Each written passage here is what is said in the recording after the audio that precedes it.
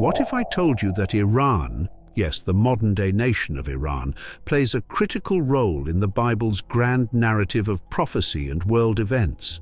Often, when people think of the Bible, they focus on Israel, Egypt, and Babylon. But what if I told you that Iran, known as Persia in biblical times, was not just another empire, but a nation specifically named in prophecy to shape the destiny of God's chosen people? Iran's biblical origin story is more fascinating than you may realize. From the lineage of Noah to the reign of Cyrus the Great, the history of the Iranians is interwoven with some of the most pivotal moments in biblical history. But the truly shocking revelation is that God used Persia, a nation of pagan kings, to deliver Israel, rebuild the temple, and fulfill prophecies that were spoken centuries before they came to pass. In this video, we'll explore how the Bible reveals the origin of the Iranian people, their rise to power, and their central role in shaping both the Old Testament and prophetic visions of the future. Buckle up, because what you're about to learn will change the way you view Iran, not just as a nation of the modern world, but as a key player in God's unfolding plan for the entire world. To understand Iran's biblical roots, we must go back to the story of Noah and his descendants. After the Great Flood, Noah's three sons, Shem, Ham, and Japheth, became the ancestors of all the nations of the earth. According to the Table of Nations in Genesis 10, one of Japheth's sons was Madai, the progenitor of the Medes. The Medes would later become closely associated with the Persians, and together they formed the foundation of the Medo-Persian Empire, one of the most powerful empires in world history. Madai's descendants, the Medes, settled in the region that would become modern-day Iran. The Persians, emerging from the same geographical area, would rise to prominence later, but both groups shared a common Iranian ancestry. So, according to the Bible, the ancestors of the Iranians come from Japheth through Madai, which places the Iranian people in the biblical narrative from the very beginning of post-flood history. This connection links the Iranian people to one of the oldest genealogies in the Bible and sets the stage for their significant role in the history of God's people. Fast forward several centuries, and we find the rise of Persia, a kingdom that would play a crucial role in the biblical narrative. The Medes and Persians formed an alliance under the leadership of Cyrus the Great, who founded the Achaemenid Empire, also known as the First Persian Empire.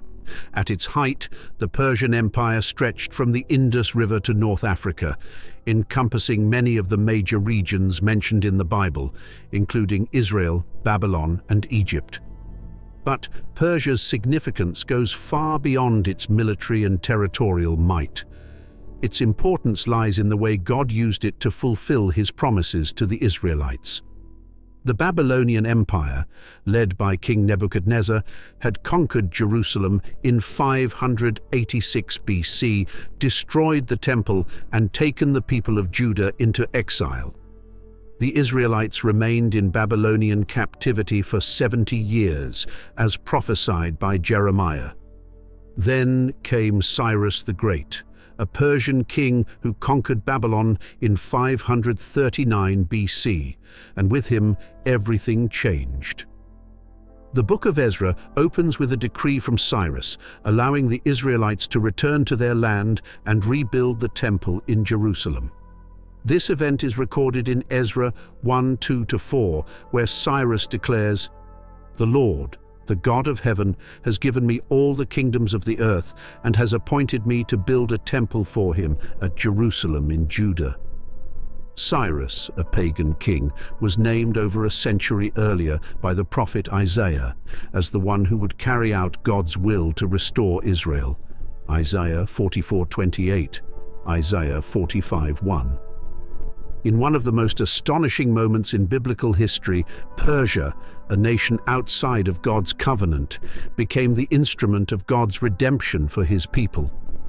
This marked a profound turning point for Israel and highlighted the central role of Persia in God's divine plan. One of the most remarkable elements of Persia's biblical legacy is the role of Cyrus the Great. In Isaiah 44:28, God refers to Cyrus by name more than 150 years before his birth, calling him his shepherd who will fulfill God's purposes. In Isaiah 45:1, Cyrus is even referred to as God's anointed, a title usually reserved for kings of Israel. How could a foreign pagan king be called God's anointed? The answer lies in God's sovereignty and his ability to use anyone, even those outside of his covenant people, to accomplish his will. Cyrus's decree to allow the Jews to return and rebuild the temple was not just a political move, it was a prophetic fulfillment. The prophet Jeremiah had foretold that the Babylonian captivity would last 70 years. Jeremiah 25:1-12, Jeremiah 29:10, and Cyrus's rise to power marked the end of that period. The rebuilding of the temple in Jerusalem under the leadership of Zerubbabel and with the blessing of Cyrus was a key step in the restoration of Israel.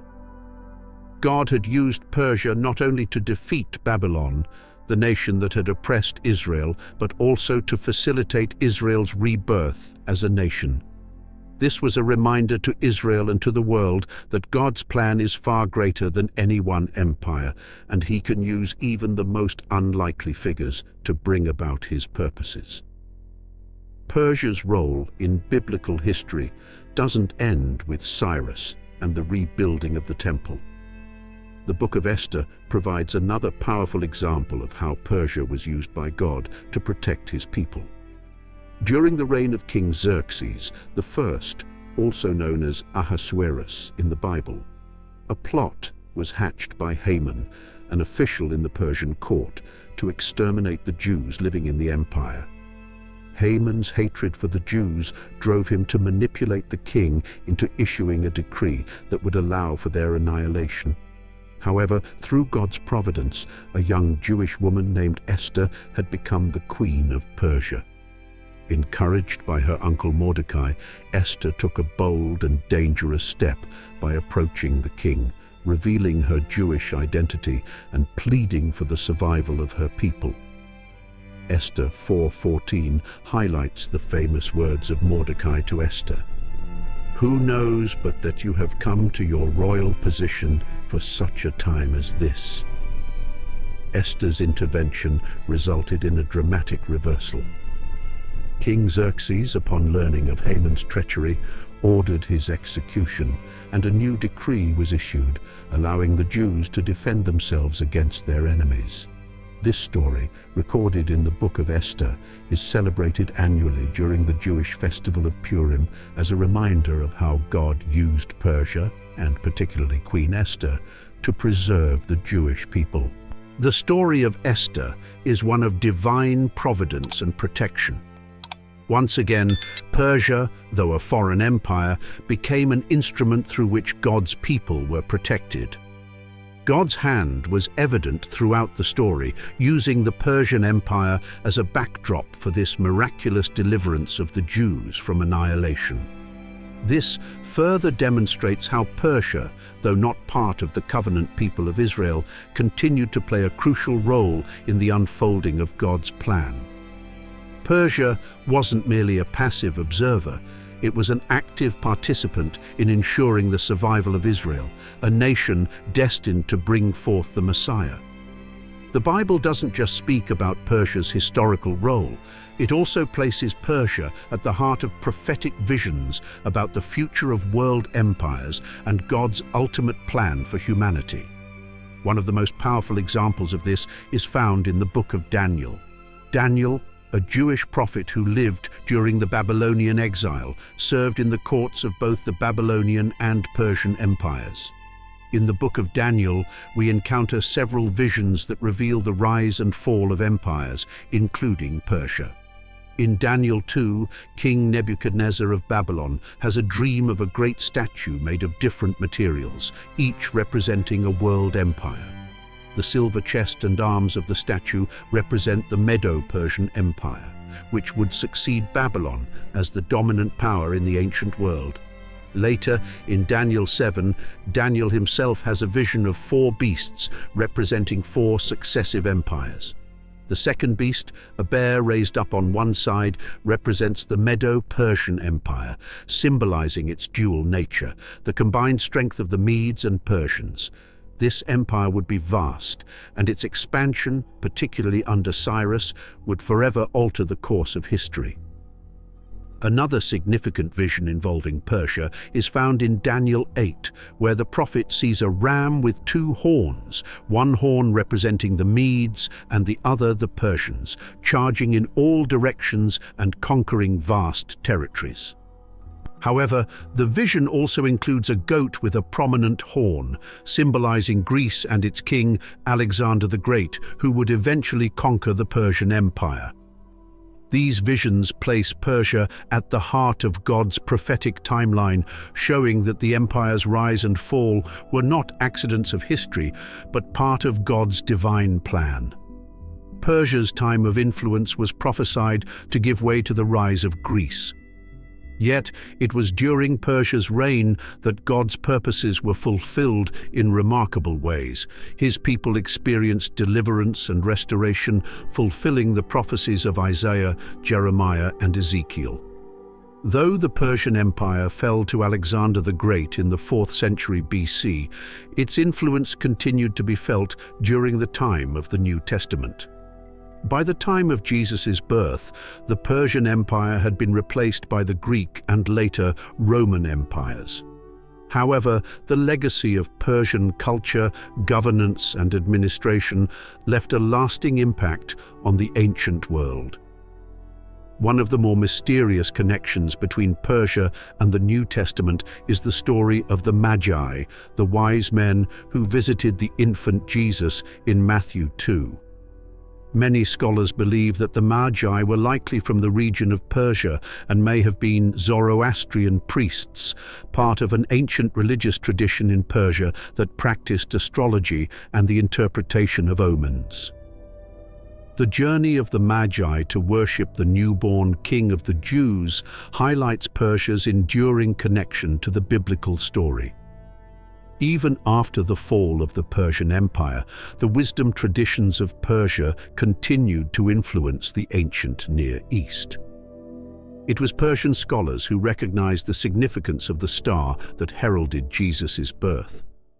Additionally, Persia's legacy of tolerance toward various cultures and religions set the stage for the spread of Judaism and eventually Christianity throughout the Roman Empire. The Achaemenid Persian Empire was known for allowing its subjects to maintain their religious practices, a policy that would influence later empires, including Rome. This environment of religious freedom contributed to the flourishing of Jewish communities throughout the region and laid the groundwork for the eventual spread of the gospel. As we bring this exploration of Persia's biblical role to a close, it's essential to consider Iran's future in light of biblical prophecy. Many scholars and theologians believe that Iran, known in biblical prophecy as Persia, will play a key role in the events of the end times. One of the most significant prophecies involving Persia is found in Ezekiel 38-39, where the prophet describes a coalition of nations that will one day come against Israel in the last days. Among these nations is Persia, which will join forces with Gog of Magog and other nations in a massive battle known as the War of Gog and Magog. This prophecy, often seen as an event yet to occur, depicts a final confrontation between the forces of evil and God's people, with Israel at the center of the conflict. While the exact nature and timing of this war remain subjects of debate, the inclusion of Persia, modern-day Iran, in this prophecy suggests that Iran's influence in the region will continue to have spiritual significance in the end times. Additionally, Daniel's prophecies about the rise and fall of empires, including Persia, reveal God's sovereignty over history and his unfolding plan for humanity. Persia points to a broader theme of God's sovereignty over the nations. Persia's role in biblical prophecy demonstrates that no empire, no matter how powerful, is outside of God's control. God raises up nations and he brings them down, all according to his divine plan. As we witness modern-day events in the Middle East, including tensions between Iran and Israel, it's essential to remember that these events are part of a much larger story. A story that began in the pages of the Bible and will culminate in the fulfillment of God's promises. The story of Persia, modern-day Iran, in the Bible is one of the most remarkable examples of how God can use even the most unlikely nations to fulfill his divine purposes. From the descendants of Japheth through Madai to the rise of Cyrus the Great, Persia played a pivotal role in biblical history. From the restoration of Israel to the protection of the Jewish people in the Book of Esther. But Persia's significance doesn't end with its historical role. The prophecies of Daniel, Isaiah, and Ezekiel remind us that Persia was part of God's larger plan, not only for the nations of the past, but also for the future. Iran's place in biblical prophecy points to its continued role in the unfolding events leading to the end times. As we look at the modern world, particularly the tensions involving Iran and Israel, it's essential to approach these events with a biblical perspective.